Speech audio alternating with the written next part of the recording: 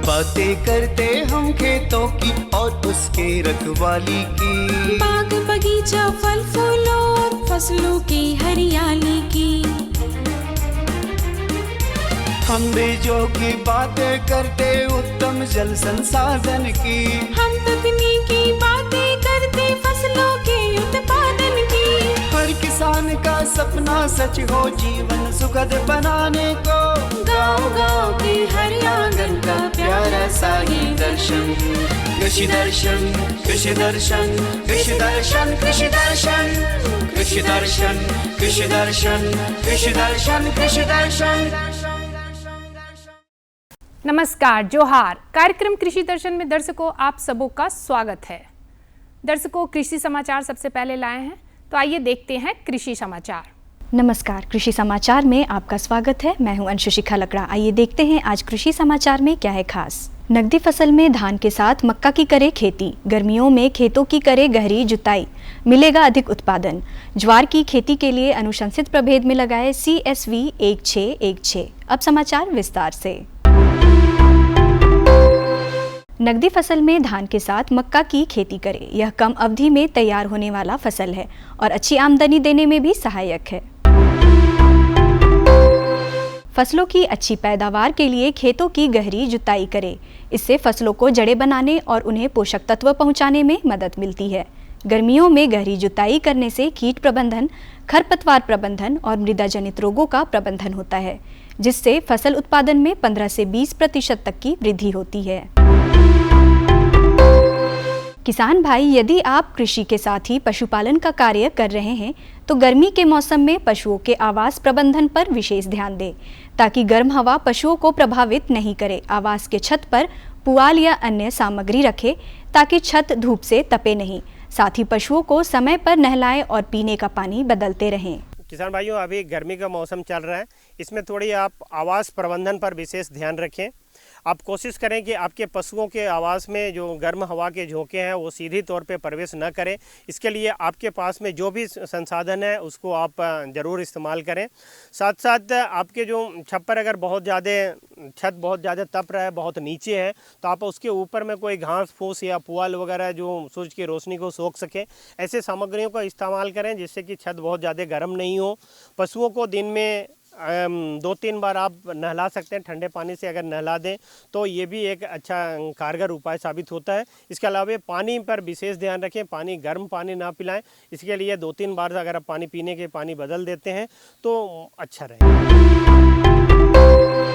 ज्वार की खेती से अधिकाधिक उत्पादन लेने के लिए 12 किलोग्राम बीज प्रति हेक्टेयर लगाएं। कतार से कतार की दूरी 45 सेंटीमीटर और बीज से बीज की दूरी 15 सेंटीमीटर रखें। बेहतर उत्पादन के लिए अनुशंसित प्रभेद में CSV 1616 लगाएं। ज्वार की खेती के लिए 2 से 3 बार देशी हल से खेत की अच्छी तरह जुताई करके पाटा चला दे। जुताई के बाद खेत में गोबर की सड़ी खाद 100 क्विंटल प्रति हेक्टेयर की दर से खेत में डालकर अच्छी तरह मिला दे। ज्वार की खेती के लिए टाण जमीन उपयुक्त है। जल निकासी के लिए पूरा प्रबंध होना चाहिए। किसान भाई, खेतों में नाली खोदने, मेड़ बनाने और फसलों की निकाई गुड़ाई करने के लिए डच हो नामक कृषि यंत्र का प्रयोग कर सकते हैं।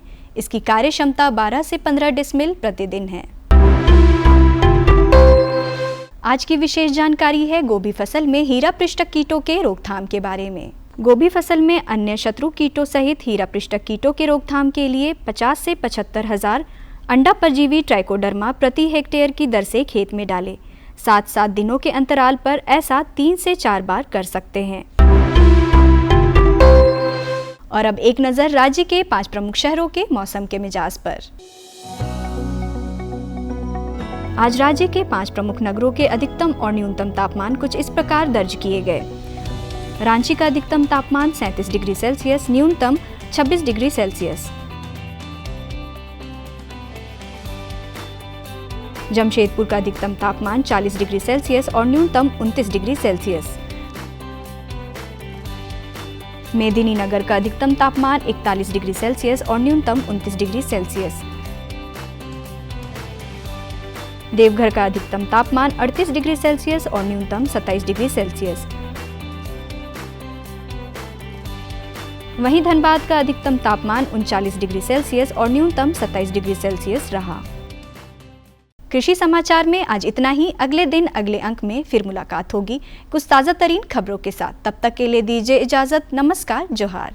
दर्शकों, कृषि समाचार में आपने कृषि जगत से जुड़ी हुई खबरें देखी मंडी का भाव और साथ में मौसम का मिजाज भी जाना। एक रुकते हैं छोटे से विराम के लिए। विराम में भी आपके लिए संदेश छिपा है।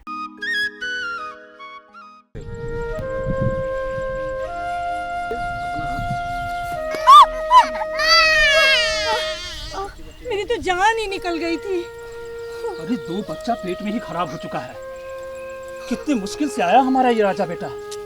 अपनी जान लगा देंगे लेकिन तुम्हें कुछ नहीं होने देंगे। तुम बहुत उदास बैठे थे। हाँ, 2-3 साल से उपज घट गई है। हम कृषि वैज्ञानिक से मिलके आते हैं। इसे संभालना। अब नहीं लड़खड़ाऊंगी। तुम फसल संभालो, मैं नस्ल संभालती हूँ। मिट्टी से ही पैदा होता है सब कुछ। हम जो मिट्टी को देंगे वही तो मिट्टी हमें वापस करेगी। रासायनिक खाद और रासायनिक दवा के बेतहाशा व्यवहार से मिट्टी का स्वास्थ्य बिगड़ गया है। मिट्टी बीमार तो उपज बीमार तो संभव है उपज खाने वाले भी बीमार। वैसे तुम क्या देते हो? यूरिया। अब नीम कोटेड यूरिया दो, इसमें फायदा ही फायदा है। मिट्टी उपज और उपज खाने वाले हम सबकी सेहत का रखवाला नीम कोटेड यूरिया।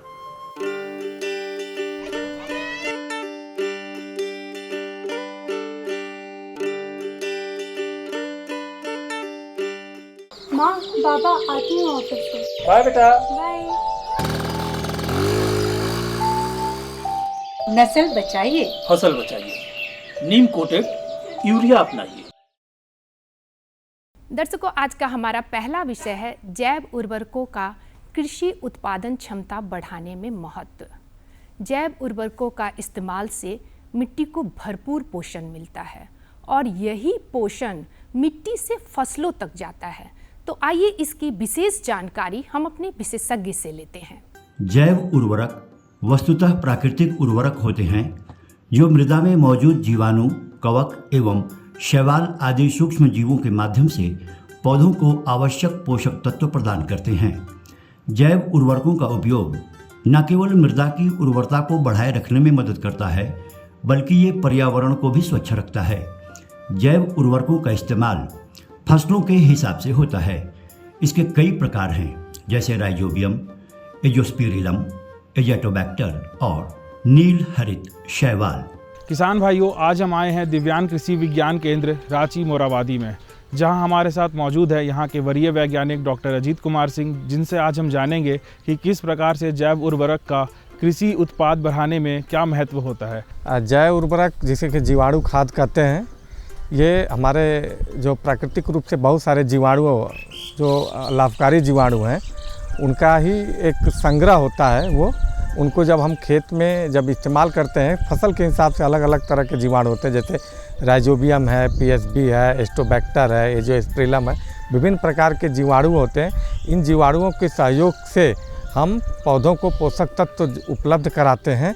उन्हीं को हम जीवाणु खाद कहते हैं या जैव उर्वरक कहते हैं। आज के समय में मिट्टी की गुणवत्ता में जिस तरह से गिरावट आई है उससे उसकी भौतिक, जैविक और रासायनिक क्षमता का नाश हुआ है। ऐसे में फसलों का उत्पादन बढ़ाने में जैव उर्वरकों की भूमिका महत्वपूर्ण हो जाती है। आज जो खेती की स्थिति है उसमें जैव उर्वरकों का महत्व बढ़ता ही जा रहा है। उत्पादन और उत्पादकता बढ़ाने में जैव उर्वरकों का बहुत बड़ा योगदान है। जैसे राइजोबियम वातावरण में मौजूद नाइट्रोजन को दलहन फसलों को उपलब्ध कराता है। इसी तरह से एजेटोबैक्टर नाइट्रोजन स्थिरीकरण में सहायक होता है और फसलों के लिए लाभकारी होता है।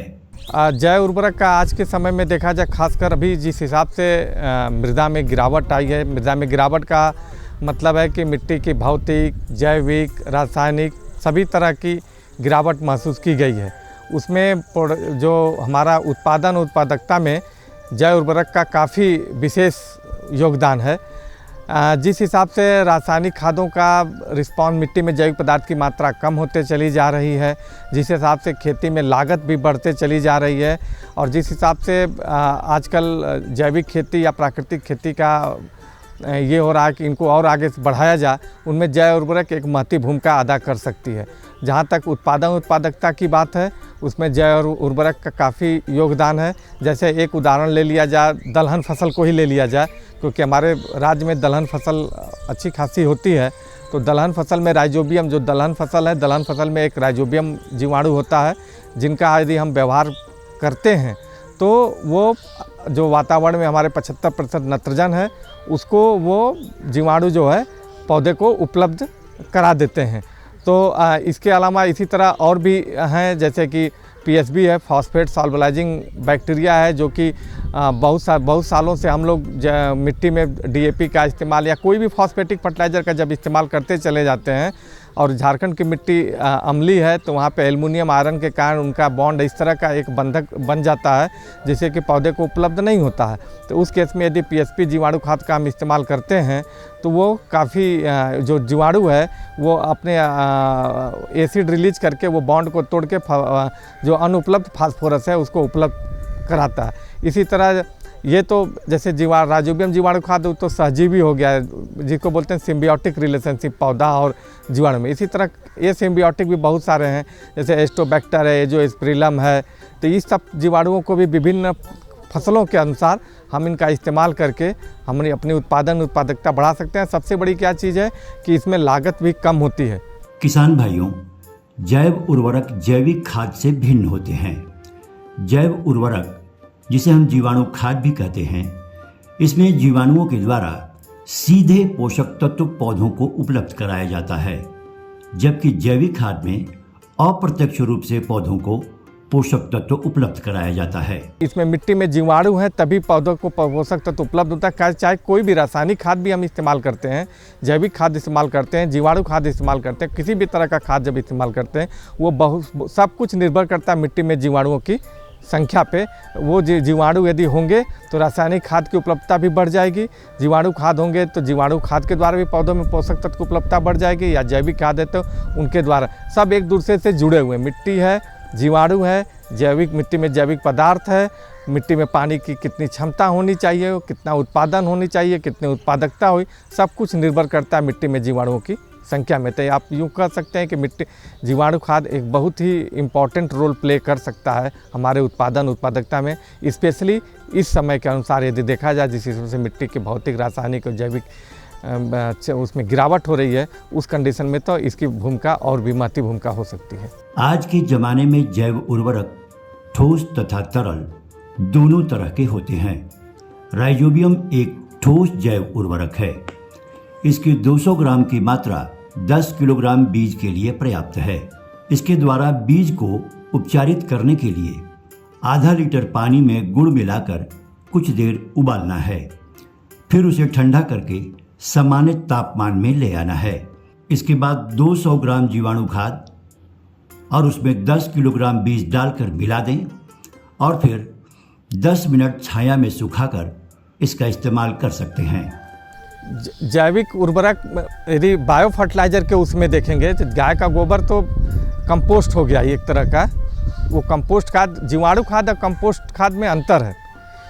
जीवाणु खाद का मतलब होता है जहाँ पे जीवाणुओं के द्वारा सीधे पोषक तत्व पौधों को उपलब्ध कराया जाता है, उन्हें जीवाणु खाद कहते हैं। जैसे राइजोबियम है, वो जो हमारे वातावरण में नाइट्रोजन उसका डायरेक्ट उसको पौधों को उपलब्ध कराता है, या पीएसबी है वो डायरेक्ट जो फास्फोरस है वो पौधे को उपलब्ध करता है।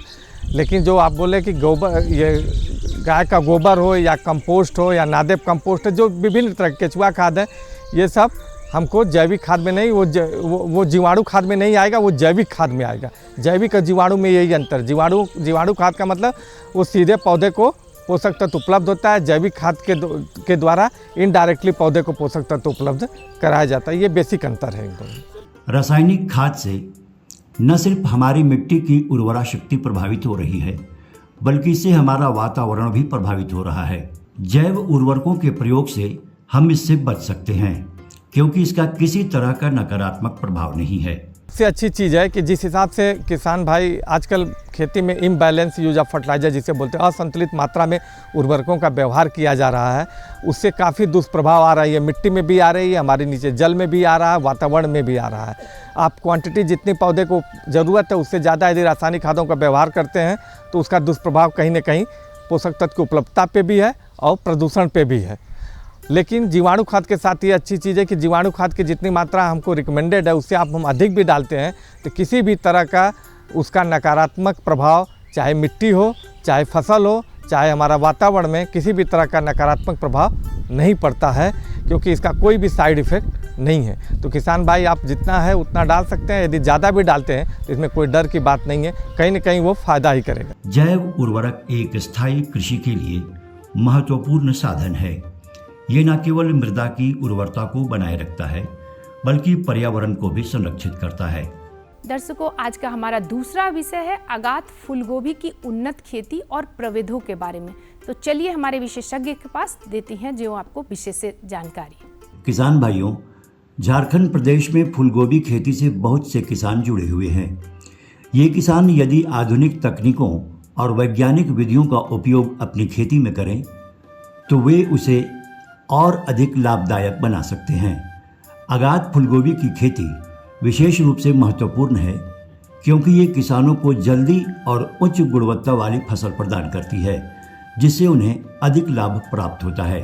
हम आप पहुँचे हैं कृषि विज्ञान केंद्र दिव्यान, जहाँ पर हम जानेंगे कि आगात फूलगोभी की उन्नत खेती कैसे की जाए और उसका प्रभेद कैसे किया जाए। तो आज हमारे साथ हैं डॉक्टर रविंद्र कुमार सिंह। सर, आप हमारे किसान भाइयों को ये बताइए कि आगात फूलगोभी लगाने के लिए हम खेतों की तैयारी कैसे करें और उसका सही समय क्या होता है। जैसा कि हम सभी जानते हैं कि रांची ज़िला विशेष रूप से फूलगोभी की खेती या गोभी वर्गीय सब्जियों की खेती के लिए जाना जाता है। यहाँ पे बहुत सारे स्थानों पर पूरे वर्ष भर हम फूलगोभी खेती करते हैं। अभी का जो समय है वो फूलगोभी की अगेती खेती के लिए बहुत ही ज़्यादा मुफीद है। इसमें अगर हम जून जुलाई में इसका बिचड़ा तैयार करते हैं तो लगभग 20 से 25 दिन बाद इसकी हम रोपाई कर सकते हैं और लगभग 60 से 65 दिन में हम इसकी उपज ले लेते हैं। आगात फूलगोभी की उन्नत खेती के लिए सबसे पहले उचित भूमि का चयन करना अति आवश्यक है। यदि मिट्टी का पीएच मान 6 से लेकर 7.5 के बीच हो तो वो काफ़ी बेहतर होगा। ऐसी भूमि पर हल से जुताई करके उसमें गोबर खाद या वर्मी कंपोस्ट मिला देना चाहिए। इससे उसकी उर्वरता बढ़ती है और पौधों को आवश्यक पोषक तत्व मिलते हैं। अगेती फूलगोभी की अगर हम बात करते हैं तो इसके लिए जो सबसे पहले बात आती है वो आती है खेत की तैयारी की।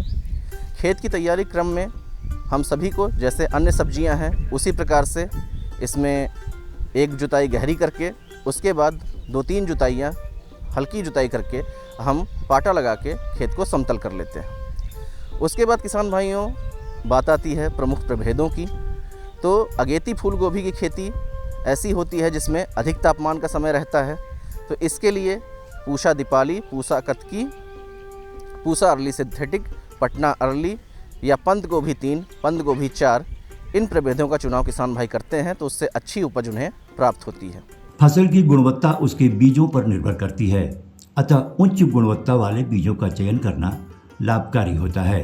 बीजों का उपचार करने के बाद उसकी बुआई नर्सरी में कर देनी चाहिए। 4-5 सप्ताह बाद जब पौधों में 4 से 5 पत्तियां विकसित हो जाती हैं तो उन्हें मुख्य खेतों में प्रत्यारोपित कर देना चाहिए। बीज उपचार बहुत ज़्यादा महत्वपूर्ण हो जाता है जब कभी भी हम कोई फसल पहले उसका बिचड़ा तैयार करते हैं फिर उसकी रोपाई करते हैं, क्योंकि इसमें एक समस्या आती है आर्द्र गलन की और उसके नियंत्रण क्रम में हमें बीज उपचार अवश्य करना चाहिए। किसान भाइयों 20 से 25 दिन बाद जब हमारी बिचड़े जो हैं वो रोपाई योग्य हो जाते हैं तो उनकी हम रोपाई कर देते हैं। रोपाई की जो दूरी रखी जाती है वो 45 × 45 सेंटीमीटर रखनी चाहिए, यानी कतार से कतार 45 सेंटीमीटर और जो बिचड़ा है बिचड़े से बिचड़े की दूरी भी हमें 45 सेंटीमीटर रखनी चाहिए। ये जो दूरी होती है रबी मौसम की तुलना में ये कम दूरी पे इनमें रोपाई की जाती है, क्योंकि जो फूल होते हैं वो छोटे बनते हैं, इसलिए प्रति एकड़ क्षेत्रफल में अधिक पौधों की रोपाई इसमें की जा सकती है। किसान भाइयों, इसकी अच्छी पैदावार के लिए समय पर सिंचाई करना अति आवश्यक होता है। अतः पहली सिंचाई पौधे के प्रत्यारोपण के तुरंत बाद कर देनी चाहिए और फिर बाकी सिंचाई 7 से 10 दिनों के अंतराल पर करते रहना चाहिए। किसान भाइयों, इसकी खेती में आप जल निकास की उचित व्यवस्था रखें, नहीं तो जड़ें सड़ सकती हैं। किसान भाइयों, अगर हम बात करते हैं इसमें सिंचाई प्रबंधन की, तो जो हमारी फसल होती है वो चूँकि अभी बरसात का समय आने वाला है, कुछ दिनों में बरसात प्रारंभ होने की संभावना रहती है इस समय, तो हमें सिंचाई की उतनी ज़्यादा आवश्यकता नहीं पड़ती है। परंतु एक बात पे विशेष ध्यान दीजिए कि अगर दो बरसात के बीच में लंबा अंतराल पड़ रहा है तो हमें सिंचाई पे विशेष ध्यान देना चाहिए, क्योंकि अगर इसमें नमी की कमी होती है इस फसल में तो उसका सीधा प्रभाव हमारी उपज के ऊपर देखने को मिलता है। फूलगोभी की खेती में आप यदि जैविक खाद और उर्वरकों का प्रयोग करें तो वो अधिक लाभदायक होगा। पौधों को आवश्यक पोषक तत्व प्रदान करने के लिए नाइट्रोजन, फास्फोरस और पोटाश की उचित मात्रा उचित अनुपात में देते रहें। जब हम बात करते हैं पोषक तत्व प्रबंधन की, तो फूल गोभी एक ऐसी फसल है जिसमें पोषक तत्वों का, खाद का, उर्वरकों का बहुत अच्छा प्रभाव हमें देखने को मिलता है। उसके साथ ही साथ अगर उसकी कमी होती है तो उसका नकारात्मक प्रभाव भी हमारी जो फसल है उस पर देखने को मिलता है। तो अगर हम बात करते हैं प्रति एकड़ क्षेत्रफल में कि कितना गोबर खाद या कितना रासायनिक खादों का प्रयोग करना चाहिए, तो गोबर खाद की जब हम बात करते हैं तो 80 से 100 क्विंटल प्रति एकड़ की दर से, इसके साथ ही साथ हमें 120 kilogram urea, 200 kilogram single super phosphate और उसके साथ ही साथ 40 किलोग्राम म्यूरेट ऑफ पोटाश का प्रयोग करना चाहिए। किसान भाइयों, फूल गोभी की खेती में अक्सर हमें मोलिब्डेनम की और बोरान की कमी दिखाई देती है, तो इसके लिए इनका भी प्रयोग करना चाहिए खेत में, क्योंकि अक्सर देखा गया है कि अम्लीय मिट्टी में, जो कि झारखंड की मिट्टी अम्लीय मिट्टी देखी जाती है, तो इसमें मोलिब्डेनम की अक्सर कमी हमें देखने को मिलती है। तो जब हम खेत की तैयारी कर रहे हैं तो उस समय हमें अम्लीय मिट्टी के सुधारक के रूप में चूने का प्रयोग ज़रूर करना चाहिए। इससे पीएच मान उदासीन की तरफ बढ़ता है और जो हमारा जो मोलिब्डेनम की या अन्य तत्वों की अम्लीय मिट्टी में कमी देखी जाती है उसमें सुधार होता है। इसके अलावा 400 से 600 ग्राम प्रति एकड़ की दर से अमोनियम मॉलिब्डेट का प्रयोग करना चाहिए। इससे भी मॉलिब्डेनम की कमी को सुधारा जा सकता है। किसान भाइयों, आप फूलगोभी में लगने वाले कीट एवं रोगों से बचाव के लिए जैविक कीटनाशकों का उपयोग करें।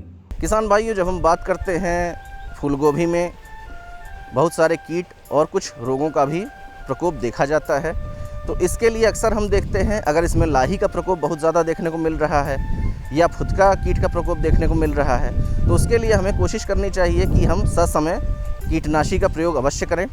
इसके लिए आप इमिडाक्लोप्रिड 17.8 SL, ये जो कीटनाशी बाज़ार में उपलब्ध होता है अलग अलग कंपनियों का अलग अलग नाम से, तो इसका प्रयोग हम कर सकते हैं। इसकी मात्रा की बात करें तो 1 ml 3 लीटर पानी में पर्याप्त होता है और इसका स्प्रे करते रहें जब तक कि उसका नियंत्रण ना हो सके। ये ज़रूर ध्यान रखें कि कम से कम जो 10 से 15 दिन का अंतराल हमको 2 कीटनाशी के छिड़काव के बीच में रखना है। इसी प्रकार से अगर हम रोगों की बात करते हैं तो मुख्य रूप से जो सबसे प्रमुख रोग आता है वो आर्द्रगलन का आता है। आर्द्रगलन बिचड़ा उत्पादन के समय, बिचड़ा की तैयारी के समय अक्सर देखा जाता है। इसमें जो हमारी बिचड़े तैयार करते हैं वो ज़मीन के पास से काले पड़ के गलने लगते हैं। तो हम देखते हैं कि इसमें अगर इस तरह की समस्या दिखाई दे रही है तो सबसे पहले तो आप जब बीजों का बुआई कर रहे हैं तो उसको उपचारित अवश्य कर लें, जिसके लिए जैसा हमने बताया कि आप कार्बेंडाजिम या ट्राइकोडर्मा का प्रयोग कर सकते हैं। और इसके बाद अगर ये समस्या देखी जाती है तो उसको कार्बेंडाजिम का 2 ग्राम प्रति लीटर के पानी में घोल बना के इसका आप छिड़काव कर सकते हैं। इसलिए इस प्रकार से किसान भाइयों, हम देखते हैं कि अगर आप बिचड़ा उत्पादन अच्छी प्रकार से करते हैं, बीज उपचार अच्छे प्रकार से करते हैं, जो फूलगोभी की प्रभेद हैं उनका सही प्रभेदों का चुनाव करते हैं, कीटों का और रोगों का ससमय नियंत्रण कर लेते हैं, तो हमारे किसान भाइयों को अगेती फूलगोभी में इस समय बहुत अच्छा मुनाफा होने की संभावना रहती है।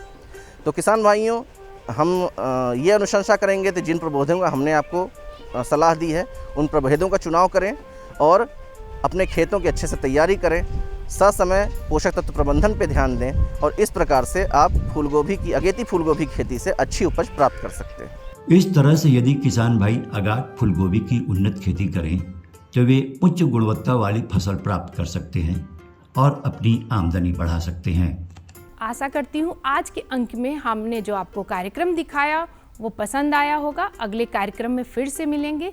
मुझे और मेरी टीम को दीजिए इजाज़त, लेकिन जाने से पहले हमारा पता जरूर नोट कर लीजिएगा। हमारा पता है कार्यक्रम कृषि दर्शन, कृषि प्रकोष्ठ द्वारा केंद्र निर्देशक, दूरदर्शन केंद्र, रातू रोड, रांची। हमारा पिन संख्या है 834001। तो उठाइए कागज और कलम और बताइए कि हमारा कार्यक्रम आपको कैसा लगा। हमें इजाज़त दीजिए। नमस्कार, जोहार।